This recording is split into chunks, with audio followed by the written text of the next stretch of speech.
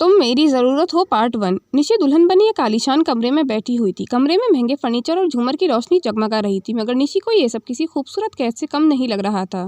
निशी को सब कुछ एक सोने के पिंजरे के जैसा लग रहा था। रेशमी पर्दे, खूबसूरत पेंडिंग्स से सजी दीवारें और गुलाब के फूलों से सजी सेज उसे सब दम घुटने जैसा लग रहा था। उसका दिल जोर जोर से धड़क रहा था। एक 19 साल की नाजुक लड़की, जिसे कुछ देर पहले ही दुल्हन बनाकर इस आलीशान मेंशन में लाया गया था, वह खुद को किसी अनजाने खौफ से घिरा हुआ महसूस कर रही थी। वह बेड के एक कोने में सिमटी हुई बैठी थी। उसके कांपते हाथों में लाल चूड़ियां हल्के से खनक रही थी, मगर ये कपकपी खुशी की नहीं थी, बल्कि उसके कांपते हुए हाथों की बेजान गूंज थी। उसके माथे की बिंदी उसकी आंखों में उमड़ते हुए आंसू की नमी से धुंधली पड़ चुकी थी।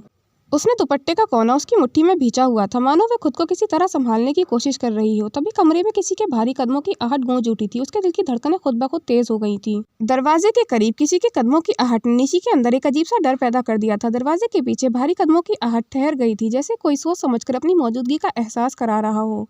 कमरे में एक अजीब सा सन्नाटा पसर गया था। झूमर की रोशनी में एक 4 फीट लंबा चौड़ा सख्त एक्सप्रेशन वाला शख्स दरवाजे की चौखट पर खड़ा हुआ था। उसकी ऊंची मस्कुलर बॉडी पर सिल्वर रहित महंगे फैब्रिक से बना एक ब्लैक सूट था, जो उसकी डोमिनेंस को और भी ज्यादा बढ़ा रहा था।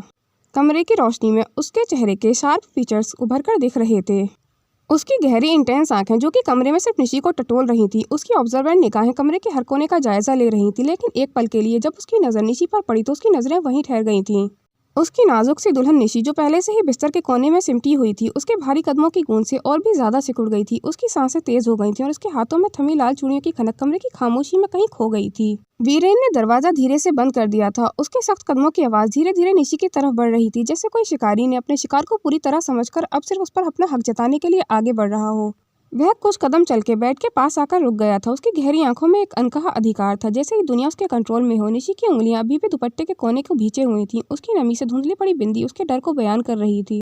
लेकिन वीरेन, उसके चेहरे पर कोई एक्सप्रेशन नहीं था। उसकी परखती निगाहें सिर्फ निशी पर जमी हुई थीं, जैसे वह उसकी घबराहट को पढ़ने की कोशिश कर रहा हो।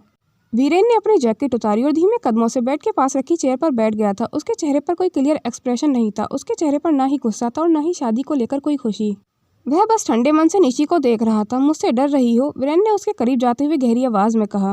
निशी की उंगलियों की पकड़ उसके दुपट्टे पर और कस गई थी। उसने सिर हिलाकर कुछ कहने की कोशिश की, लेकिन उसका गला सूख चुका था। वीरेन हल्की मुस्कान के साथ उसकी इन हरकतों को नोटिस कर रहा था। उसने अपनी सख्त उंगलियों को उसकी कलाई पर रखते हुए सख्त लहजे में कहा, डरना अच्छा है, लेकिन इस घर में तुम्हें डरकर नहीं रहना चाहिए, क्योंकि जो डर जाता है वह कमजोर समझा जाता है, और मैं नहीं चाहता कि मेरी बीवी को कोई कमजोर समझे।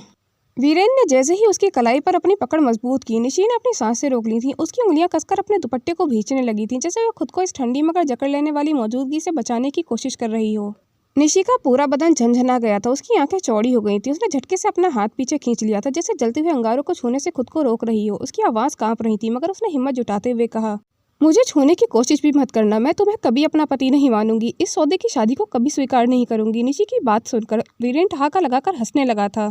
मेरी बिल्ली मुझी से म्याऊं। अभी डर की वजह से कांप रही थी और अब ये। कमरे में एक पल के लिए अजीब सा सन्नाटा पसर गया था। उसने निशी को कलाई से पकड़कर अपने करीब कर लिया था। मुझे तुम्हारी मंजूरी की जरूरत नहीं निशी। उसकी आवाज़ कमरे की दीवारों से टकराकर और भी भारी लग रही थी। उसकी टोन में कुछ ऐसा था जो किसी के भी शरीर में सिरहन पैदा कर सकता था। ये शादी तुम्हारे लिए सौदा होगी, लेकिन मेरे लिए नहीं।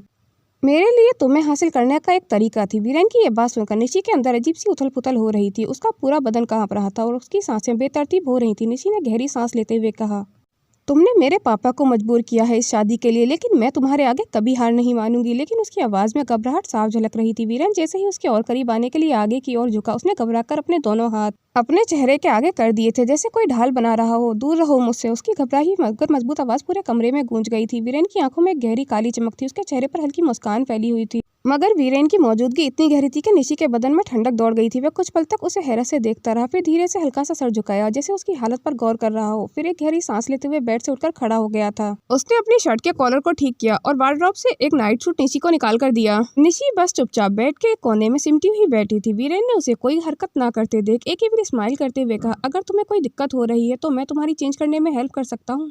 वीरेन की बात सुनकर उसके चेहरे की हवाइयां उड़ गई थी। उसने जल्दी से पास पड़े नाइट सूट को उठाया और तेज कदमों से बाथरूम में चली गई थी।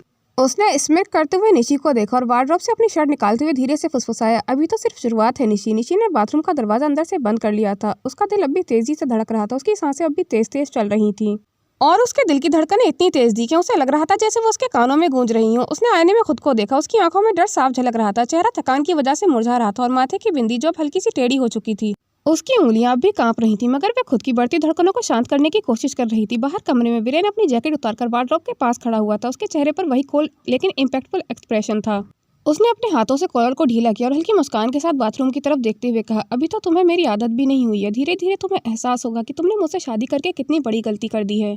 कुछ ही मिनटों बाद निशी बाथरूम से बाहर निकल आई थी। उसने जल्दी से नाइट सूट पहन लिया था, लेकिन उसके हाथ अब भी हल्के से कांप रहे थे। उसकी नजरें झुकी हुई थी, जैसे वे अब भी खुद को कंफर्टेबल महसूस नहीं कर पा रही थी। जब वह बाथरूम से बाहर निकली तो उसने देखा कि वीरेन अभी वहीं था। वीरेन उसे एक नज़र देखा और हल्का सा सिर झुकाकर स्माइल करते हुए कहा, अब कम से कम तुम्हें सांस लेने में तो आसानी होगी, है ना?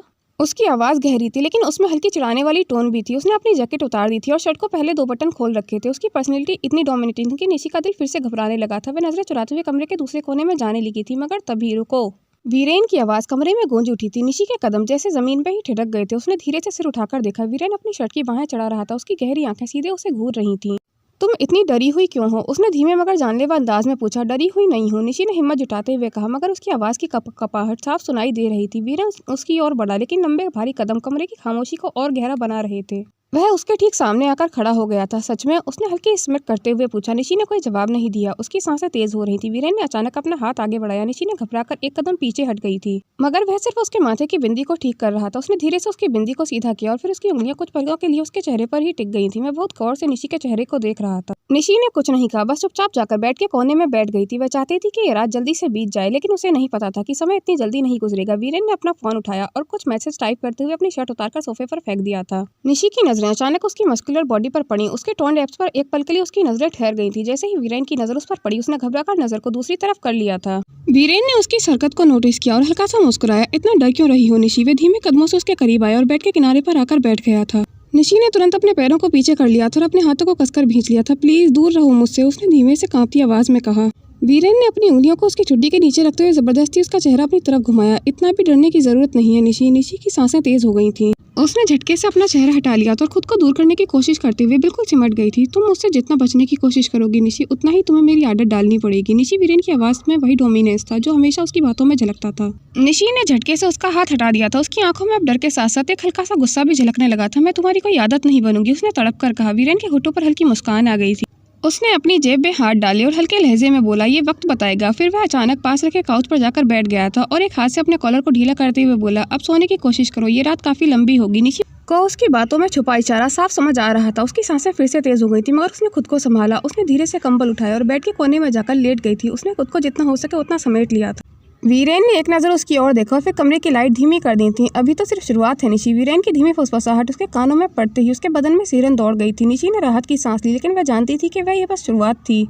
इस शादी के नाम पर उसने जिस बंधन में खुद को जकड़ लिया था, उससे बचना आसान नहीं होगा। और सबसे बड़ी मुसीबत ये थी कि वीरेन हार मानने वालों में से नहीं था। कमरे में एक अजीब सी खामोशी छा गई थी, लेकिन इस खामोशी के पीछे एक आने वाले तूफान की आहट थी जो निशी की जिंदगी को पूरी तरह बदलने वाला था।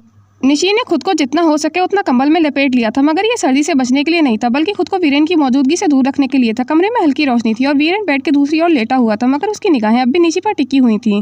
कुछ मिनट बीत गए थे और निशी अपनी घबराहट को कम करने की कोशिश कर रही थी। उसकी आंखें धीरे धीरे बंद होने लगी थी कि तभी तुम सो चुकी हो। वीरेन की धीमी मगर असरदार आवाज कमरे की खामोशी को तोड़ गई थी। निशी ने कोई जवाब नहीं दिया। वह चाहती थी कि वीरेन उसे सोया हुआ ही समझे, मगर तभी उसने महसूस किया कि वीरेन अपनी जगह से उठ रहा है। अगले ही पल उसने वीरेन की गर्म सांसें अपनी गर्दन के पास महसूस होने लगी थी। झूठ बोलने की जरूरत नहीं निशी, मैं जानता हूँ कि तुम जाग रही हो। उसकी आवाज बेहद करीब से आई थी। निशी के शरीर में झुंझुनी दौड़ गई थी। उसने झटके से आंखें खोली और पलटी, मगर जैसे ही वे पलटी उसका चेहरा सीधे वीरेन के चेहरे के बेहद करीब आ गया था। उनकी नाकें लगभग एक दूसरे से टकरा ही गई थी और उनकी गर्म सांसें एक दूसरे से टकराने लगी थी। निशी ने घबराकर खुद को पीछे हटाना चाहा, मगर वीरेन ने अपनी हथेली उसके सिर के पीछे रख दी थी, जिससे वह हिल भी नहीं पा रही थी। क्या कर रहे हो? निशी ने अपने हाथों से उसे पीछे करने की कोशिश करते हुए कहा।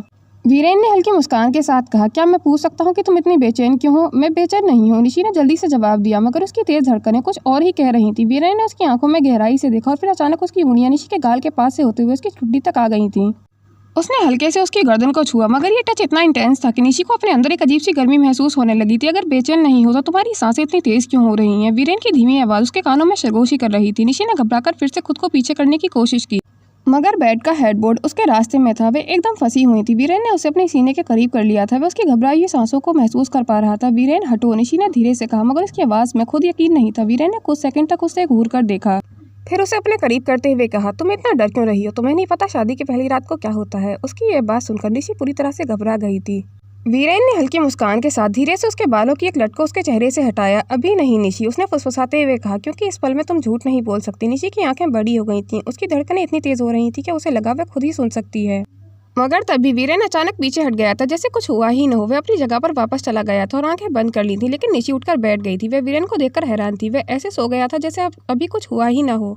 निशी अब भी उसी कंडीशन में बैठी हुई थी। उसकी सांसें अनकंट्रोल थीं और उसके शरीर में एक अजीब सी बेचैनी थी। ये इंसान, उसने खुद से बुदबुदाया और तकिए में मुंह छुपा लिया था। निशी को लगा जैसे उसकी पूरी रात जागने में ही गुजरी हो।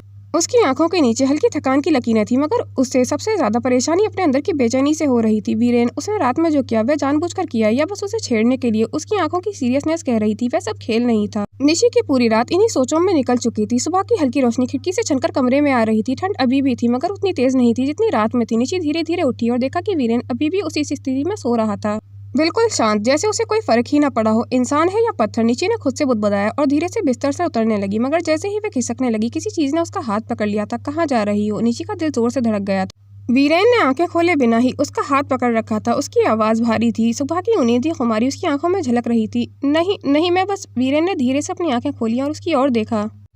उसकी गहरी निगाहों में अभी भी रात की गर्माहट बाकी थी। रुको, वह बिना हिले बोला। अभी इतनी जल्दी कहाँ जा रही हो? सुबह हो गई है, मुझे नीचे जाना है। निशी ने अपना हाथ छुड़ाने की कोशिश की, मगर वीरेन ने अपनी पकड़ और भी ज्यादा मजबूत कर दी थी। तुम ठीक से सोई भी नहीं, क्या फायदा इतनी जल्दी उठने का? मुझे नींद आई थी। निशी झूठ बोलने की कोशिश कर रही थी, मगर उस चेहरे की हल्की थकान ने उसे धोखा दे दिया था। वीरेन ने हल्की मुस्कान के साथ कहा, झूठ बोलना सीखना पड़ेगा तुम्हें। तुम्हें क्या फर्क पड़ता है? निशी ने चिढ़कर कहा। वीरेन ने उसका हाथ छोड़ दिया। वैसे वीरेन ने करवट बदली और एक हाथ सिर के नीचे रखकर उसे देखने लगा। वैसे अगर फिर से इतनी ठंडक हुई तो मुझसे कह देना, मुझे तुम्हें दोबारा गर्म रखने में कोई दिक्कत नहीं होगी। वीरेन, निशी ने गुस्से में उसे घूरा, जबकि उसके गाल गर्म होने लगे थे। तभी दरवाजे पर हल्की सी आहट ने निशी के दिल में फिर से घबराहट पैदा कर दी थी। उसने धीरे से दरवाजा खोला तो देखा कि दरवाजे पर वीरेन की बुआ दरवाजे पर खड़ी हुई थी। उनकी आंखों में निशी के लिए सिर्फ नफरत झलक रही थी। उन्होंने एक रेड कलर की साड़ी उसके हाथ में पकड़ाते हुए कहा कि पकड़ो इसे और जल्दी तैयार होकर नीचे आ जाओ, तुम्हें देखने के लिए मेहमान आने शुरू हो गए हैं। निशी ने बुआ की सख्त नजरों को महसूस किया। उनके शब्दों में मौजूद तिरस्कार ने उसके आत्मसम्मान को चोट पहुंचाई थी। उसने बिना कुछ कहे साड़ी पकड़ ली थी और धीमे से बस इतना कहा, ठीक है, मैं तैयार होकर आती हूँ बुआ। बुआ ने उसे ऊपर से नीचे तक देखा, जैसे उसकी हर हरकत पर नजर रख रही हूँ, और एक नज़र बेड पर सोए हुए वीरेन की तरफ देखा। फिर बिना कुछ कहे तेजी से मुड़कर चली गई थी। उनके जाते ही निशी ने गहरी सांस ली और साड़ी को ध्यान से देखा। ये लाल रंग की बनारसी साड़ी थी, शायद वही जो दुल्हन के लिए खरीदी गई थी।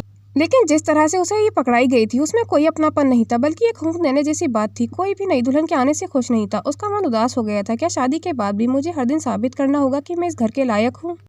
उसने खुद से सवाल किया। उसने दरवाजा बंद किया और एक नज़र वीरेन की ओर देखा, जो अब भी गहरी नींद में सोया हुआ था। उसके मन में अजीब उथल पुथल चल रही थी। उसे समझ नहीं आ रहा था कि वह क्या करे। उसने गहरी सांस ली और साड़ी लेकर बाथरूम में चली गई थी। निशी ने कई बार कोशिश की, लेकिन साड़ी थी कि सही से बंध ही नहीं रही थी। उसके पल्लू को कंधे पर डालने की कोशिश की, लेकिन वो बार बार नीचे गिर जाता था। वह बार बार साड़ी बांधने से परेशान हो गई थी। झुंझलाकर उसने आईने में खुद को देखा और बड़बड़ाई, हे भगवान, ये साड़ी पहनना किसी जंग जीतने से कम नहीं। तभी दरवाजे पर दस्तक हुई। वह घबरा गई थी, कहीं फिर से बुआ तो नहीं आ गई। उसने जल्दी से साड़ी को जैसे तैसे संभाला और दरवाजा खोला, लेकिन सामने वीरेन खड़ा था। उसके चेहरे पर हल्की मुस्कान थी। तुम अब तक तैयार नहीं हुई? उसने भौं चढ़ाते हुए कहा। वो बस तैयारी हो रही थी, निशी ने लड़खड़ाते हुए कहा, और अपनी हालत छुपाने के लिए साड़ी का पल्लू और कसकर पकड़ लिया था। वीरेन ने गहरी नजर से उसे ऊपर से नीचे तक देखा। उसकी साड़ी अजीब तरीके से बंधी थी। उसे देखकर ऐसा लग रहा था कि जैसे उसे साड़ी बांधनी ही नहीं आती। प्लेट ठीक से नहीं बनी थी और पल्लू को जैसे जबरदस्ती कंधे पर टिकाया गया था। वह अपनी हंसी नहीं रोक पाया और हल्का सा हंसते हुए बोला, निशी, ये साड़ी है, टेंट नहीं जो कहीं से भी लपेट लोगी। निशी ने चिढ़ते हुए कहा, सब तुम्हारी वजह से हो रहा है। अपनी छोटी सी दुल्हन को यूं चिढ़ते देख उसके चेहरे पर अलग ही सुकून था। वीरेन ने उसकी झुंझलाहट नोटिस की और सिर हिलाते हुए उसके करीब आया। रुको, मैं हेल्प करता हूँ, उसने कहा और बिना उसकी इजाजत का इंतजार किए धीरे से उसका पल्लू ठीक करने लगा। निशी घबरा गई थी। उसकी धड़कन तेज हो गई थी जब उसने महसूस किया कि वीरेन उसके ठीक पीछे खड़ा है। उसकी उंगलियां हल्के से उसकी पीठ के पास साड़ी को सही कर रही थी। निशी की आंखें खुद ब खुद बंद हो गई थी। वीरेन ने उसके और करीब आते हुए कहा, अब हिलना मत वरना फिर से बिगड़ जाएगा। उसके कहने में कोई रोमांटिक टोन नहीं थी, लेकिन उसकी नजदीकी ने माहौल को अजीब सा बना दिया था। जब उसने आखिरकार पल्लू उसके कंधे पर सेट कर दिया तो पीछे हटते हुए हल्के से कहा, अब देखो, एकदम परफेक्ट लग रही हो। निशी ने आईने में खुद को देखा। सच में अब वो पहले से कहीं ज्यादा अच्छी लग रही थी, लेकिन सबसे ज्यादा उसे अपने दिल की धड़कनें सुनाई दे रही थी, जो अभी तक तेज थीं। वीरेन ने मुस्कुराते हुए उसे एक बार फिर से देखा और फिर उसकी नाक पकड़ ली और उसके चेहरे पर आए बालों को पीछे करते हुए कहा, अब कम से कम लोग तुम्हें साड़ी में पहचान तो लेंगे। वरना पहले तो लग रहा था कि कोई डेकोरेशन का पर्दा पहनकर आ गया है। निशी ने घूरकर उसकी तरफ देखा और नजरों को नीचे किया। बाथरूम से बाहर निकल गई थी। नीचे से कुछ आवाजें आ रही थी। शायद ससुराल के लोग उसे पहली बार देखने के लिए इकट्ठा हो गए थे। निशी ने भारी मन से खुद को तैयार किया था और जैसे ही उसने कमरे से बाहर कदम रखा, पूरा माहौल अचानक बदल गया था। क्या निशी इस बंधन में सिर्फ एक मोहरा बनकर रह जाएगी या अपनी किस्मत खुद लिखेगी? बदलेगी इस आग में? क्या वीरेन के दिल में कभी नरमी आएगी या निशी हमेशा एक कैदी बनकर रहेगी? क्या ये शादी सिर्फ नाम की ही रह जाएगी या इस रिश्ते में कोई अनकही सच्चाई भी छिपी है? दोस्तों, इस कहानी का अगला पार्ट देखने के लिए मेरे YouTube चैनल को सब्सक्राइब करें और ऐसी ही इंटरेस्टिंग कहानियाँ सुनने के लिए बेल आइकन को प्रेस करें ताकि हमारी कहानी की नोटिफिकेशन आप तक पहुंच सके। और कहानी अगर आपको पसंद आती है तो वीडियो को लाइक, कमेंट एंड शेयर जरूर करें। हमारी कहानी को अंत तक देखने के लिए धन्यवाद।